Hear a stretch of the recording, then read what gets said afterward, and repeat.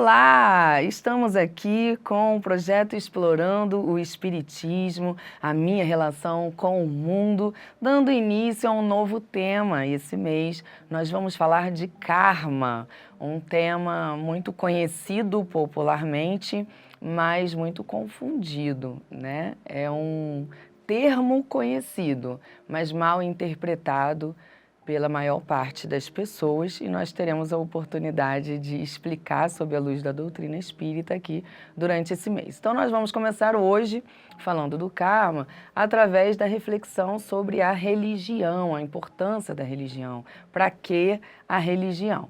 Isso porque o karma é um entendimento partido das religiões, das crenças, né?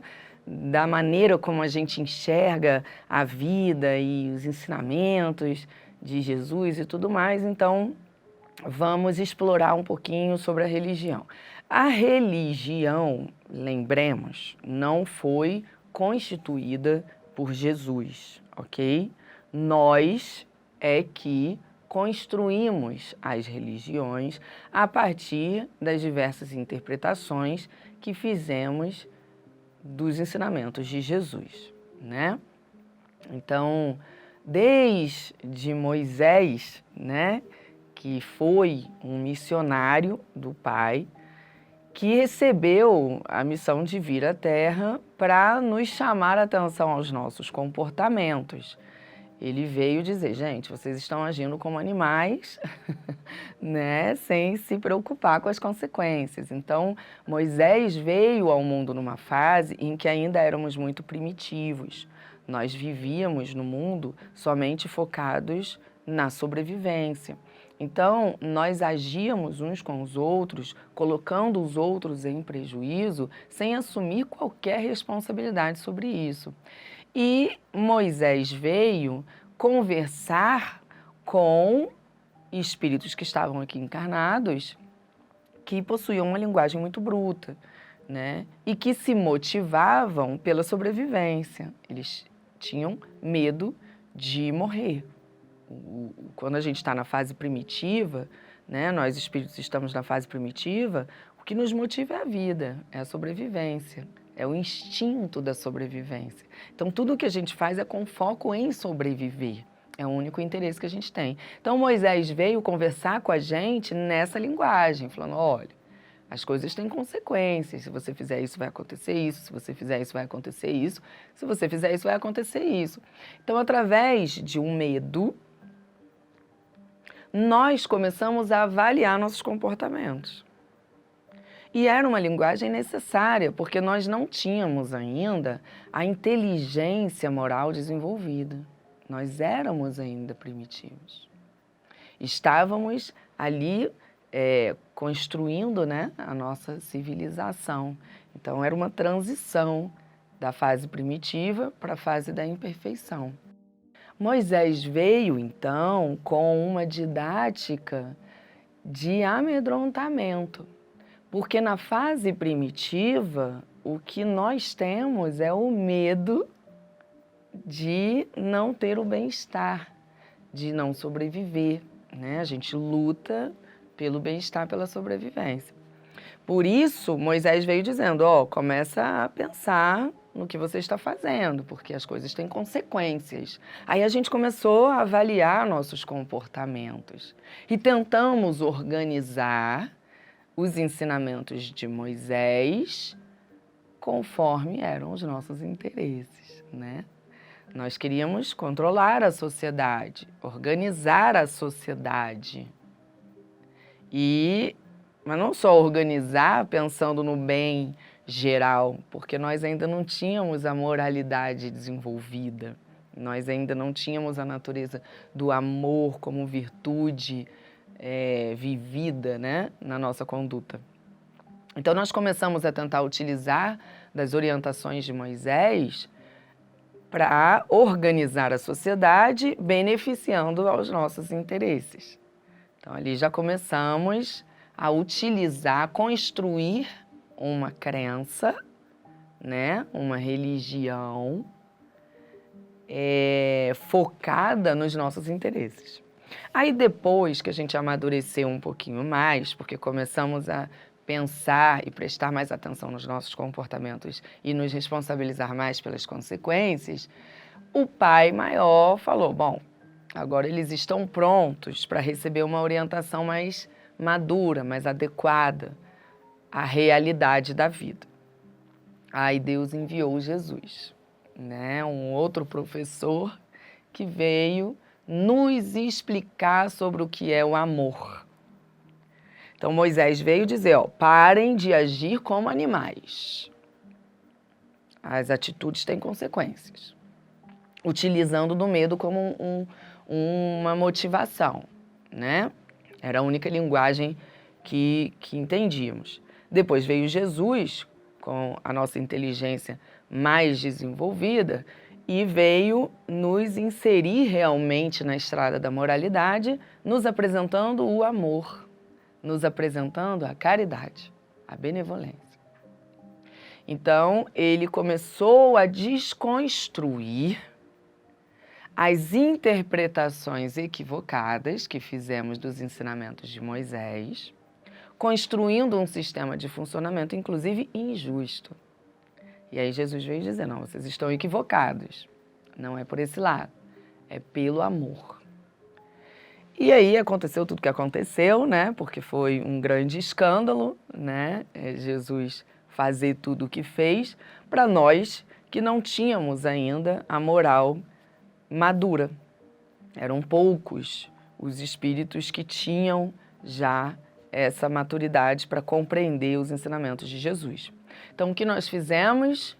Pegamos os ensinamentos de Jesus e organizamos para dar continuidade a um controle da sociedade, a uma organização da sociedade, ainda pautado nos nossos interesses. Então, a religião não foi constituída por Jesus, nem por Moisés. A religião foi constituída por nós. Espíritos ignorantes, orgulhosos e egoístas. Então, olha que interessante, né? A religião vem utilizar dos ensinamentos que Deus nos proporcionou para atender aos próprios interesses. Foi uma maneira de, poxa, Jesus veio, ensinou isso, Moisés ensinou isso, e agora não tem como a gente ignorar isso, então como pegar isso e manter um controle da sociedade, né? E aí as coisas foram se organizando dessa forma. E chegou um momento, no decorrer, né, no avançar da nossa trajetória no planeta Terra, em que começamos a criar revoluções e lutar pela diversidade das interpretações, das condutas, das posturas. Então, a gente pega ali, principalmente o século XIX, onde tivemos uma série de escândalos e revoluções em que estávamos justamente lutando pela diversidade, para quebrar esse engessamento que tínhamos de que todos tinham que ser iguais e agir da mesma maneira, mas flexibilizando os interesses do poder, né?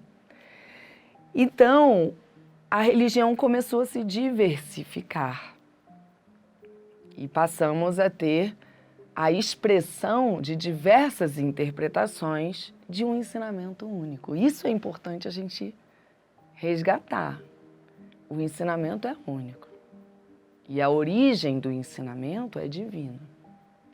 Mas nós, até através da diversidade da nossa idade moral, das nossas escolhas frente ao livre-arbítrio, começamos a diversificar esses ensinamentos a partir da maneira como nós interpretávamos. E foi assim que constituímos diversas religiões. E ali no século XIX, ali 1840, 50, por ali, a gente teve o caso das irmãs Fox, que eram moradoras de uma casa mal assombrada em Hydesville, que fica em Nova York. E começou um grande escândalo, porque essas irmãs começaram a ser conhecidas por se comunicarem com espíritos. E aí começou um escândalo danado, não existia o espiritismo, não existia. Aí foram atrás de Allan Kardec com todos esses escândalos, que na verdade não se chamava Allan Kardec, se chamava professor Rivail. Ele tem um nome completo, eu nunca decoro, mas é o professor Rivail. Ele era muito atuante na área acadêmica e ele era muito respeitado na área acadêmica porque ele tinha seus métodos de estudo e, inclusive, ele fazia muitos trabalhos de levar esse estudo a pessoas, né, que não tinham facilidade de acesso e tudo mais, e ele escrevia muita coisa. Então foram atrás do professor Rivail, falando, ó, professor, você está sabendo que estão falando com espíritos aí? E ele, não mexo com essas coisas, né, e deixa eu aqui com os meus estudos, com o meu trabalho. Professor, dá uma passada lá, tem alguma coisa ali. E aí, eu estou resumindo muito aqui, tá? Se você tiver interesse em conhecer a história, vem fazer o estudo sistematizado da doutrina espírita com a gente, que a gente aprofunda mais. E aí, o professor Rivail, muito resistente ainda e tudo mais, mas acabou indo, né? Um amigo dele chamou, conhecendo ele, e falou que era algo interessante para ele. Ele falou, bom, deixa eu ver o que tem lá. E aí ele foi. E aí eles começaram a fazer algumas comunicações, porque as irmãs Fox começaram a se comunicar assim, elas por batidas, né? A casa era de madeira, então elas diziam que construíram um código que, a partir das batidas, significava uma letra, e aí eles iam se comunicando a partir disso. Então, o professor Rivail foi lá e disse, olha, deixa eu entender o que está acontecendo aqui. E aí ele começou a observar. E através da observação, ele foi vendo que não tinha nenhum mecanismo ali que estava sendo utilizado para forjar aquela comunicação. E aí ele começou a provocar essa comunicação. Então o professor começou a frequentar o que chamava de mesas girantes, né? Porque a mesa ia se movimentando na comunicação, no código que combinavam ali de se comunicar. E a mesa levitava e tudo mais, então ele começou a frequentar essas mesas girantes em locais diferentes, com grupos diferentes de médiuns. E depois aí de um ano de muita observação e estudo foi quando ele confirmou que havia uma inteligência por trás daquela comunicação, que era uma comunicação inteligente. Isso por quê? Porque nessa comunicação o professor começava a fazer perguntas de curiosidades sobre a vida, né? Então, por isso, a filosofia vem, né? A doutrina espírita tem esse viés da filosofia, porque ele trazia questionamentos profundos sobre a vida.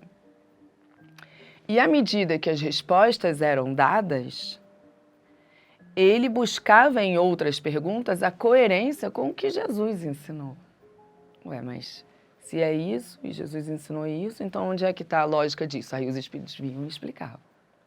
E aí, quando ele estava em outra mesa girante, de outro local, ele refazia a pergunta de outras formas para ver se a resposta era coerente. E era coerente. Então, depois de um ano de muito estudo, utilizando de métodos científicos e de observação, ele foi vendo que realmente tinha uma inteligência por trás daquilo, e foi a partir desse trabalho que ele escreveu o Livro dos Espíritos, que foi o primeiro livro de Allan Kardec, que é um livro de perguntas e respostas. né?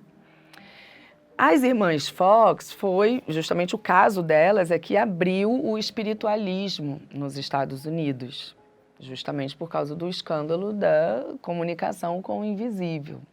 E Allan Kardec trouxe a doutrina espírita, que nós chamamos de espiritismo, ok? Nós não chamamos de kardecismo, porque o kardecismo seria seguir Allan Kardec. Nós não seguimos Kardec, nós seguimos Jesus. Allan Kardec codificou a comunicação dos espíritos para nos trazer os ensinamentos de Jesus numa linguagem mais aprofundada e mais entendível para nós que estávamos mais maduros, mais crescidos moralmente. Por isso ele buscou sempre a coerência com o Evangelho. Não à toa que temos o Evangelho segundo o Espiritismo. O que é o Evangelho segundo o Espiritismo? Ele é pautado nos ensinamentos de Jesus. Se você pegar o Evangelho segundo o Espiritismo, está lá a passagem do Evangelho e são as parábolas, né, de Jesus, e aí vem a explicação de Allan Kardec e vem a explicação dos Espíritos. Tá certo? Porque tem gente que acha que o Evangelho segundo o Espiritismo é um evangelho criado por Allan Kardec. Não, nós pautamos todo o nosso aprendizado nos ensinamentos de Jesus. O Evangelho segundo o Espiritismo somente vem nos ensinar a compreender os ensinamentos de Jesus. Fica o convite, se você não tem o Evangelho, nunca leu, eu indico a leitura porque é muito interessante. Pois bem, então ali é que começou um estudo aprofundado, didático, lógico e coerente com os ensinamentos de Jesus sobre a verdadeira vida.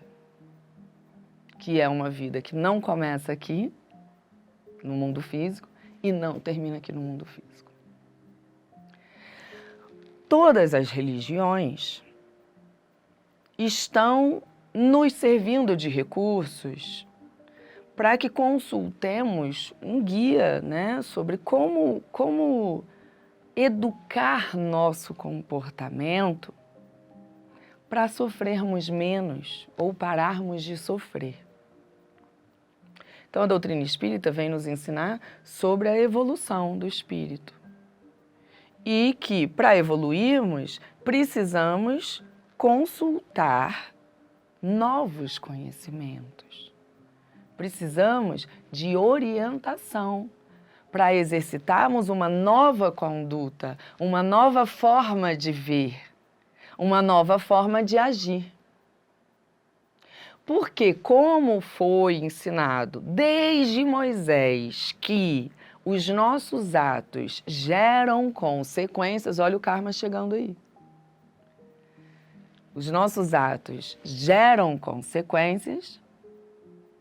Então, nós precisamos compreender a vida como é, a verdadeira vida como é, para que eu compreenda essa relação de que, quando eu tenho uma atitude, eu gero uma consequência. Mas se eu estou na ignorância, eu não vou, na ignorância, ter atitudes de pureza, porque me falta a habilidade e o conhecimento para ser pura. Eu não sei o que é o amor na prática. Eu não sei construir essa pureza, porque eu ainda sou um espírito na infância.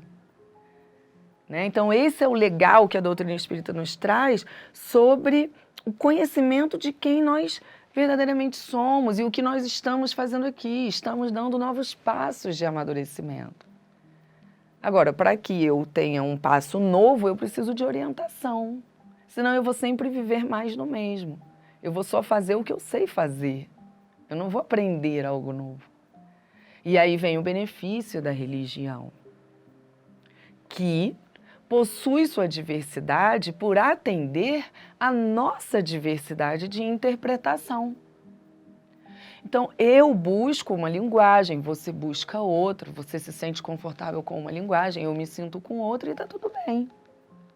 O que importa é que busquemos aquela religião que nos orienta ao bem.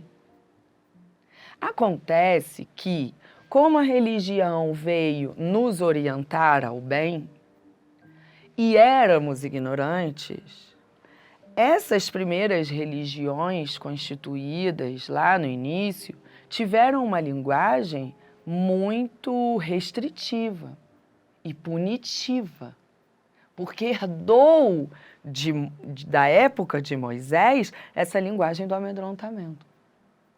E esse é o desafio da religião na nossa vida. Porque eu estou aqui para evoluir, para fazer o bem pelo bem, e não porque eu tenho medo de não ter um lugar no céu.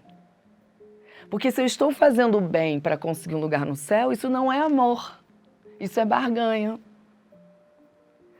O que Jesus vem nos ensinar é a nos transformarmos em espíritos livres. Espíritos que amam e que são livres porque amam. Porque sabem amar, porque querem amar. Mas nós fomos construindo uma linguagem de barganha devido à nossa ignorância, ao nosso materialismo, aos nossos interesses egóicos. Então, olha, se você não for bom, você vai para o inferno. Você vai sofrer. Se você não fizer isso daqui, você não é de Deus. Você é do capeta. Você é do mal. Se você não trabalhar na caridade, você não ganha bônus horas. Umas linguagens que não nos liberta, nos aprisiona, nos escraviza. Eu vou fazer caridade porque eu quero bônus horas lá no plano espiritual. Isso não é amor, isso não é caridade, isso não é benevolência, isso não é liberdade. Você tem que fazer porque você quer fazer. Jesus amou porque Ele amou. Ele não amou porque, Deus está me olhando, vou ter que amar essa criatura. Não. Eu tenho que amar porque eu quero voltar para onde eu estava. Não. Então, o nosso futuro é a liberdade. Porque nós estaremos maduros moralmente para escolher amar. Não porque há alguma regra nos amedrontando, nos ameaçando, ou nos punindo, ou nos julgando. E isso é a lei natural da vida. Deus nos criou para virmos ignorantes e alcançarmos, então, a perfeição. E aí, então, eu introduzo o karma. Porque o karma vem num conceito de consequência, de eu me responsabilizar pelas consequências dos meus atos. Porque lidando com as consequências é que eu aprendo sobre a importância daquilo. A criança só aprende a não quebrar vidro quando ela tem que enfrentar o vidro quebrado e as consequências do vidro quebrado. Quando ela toma consciência de que rasga a pele, machuca, sangra, pode trazer situações mais graves, menos graves, e que por isso tem que limpar, tem que reparar, porque se ficar ali vai continuar prejudicando. Semana que vem, então, a gente começa a explorar esse conceito do karma para que a gente desconstrua uma interpretação equivocada que fazemos do karma, como se o karma fosse castigo. Karma é justamente o chamado que eu tenho para limpar o vidro que eu quebrei, não por limpar, mas para aprender, para crescer e me desenvolver. Semana que vem a gente se encontra.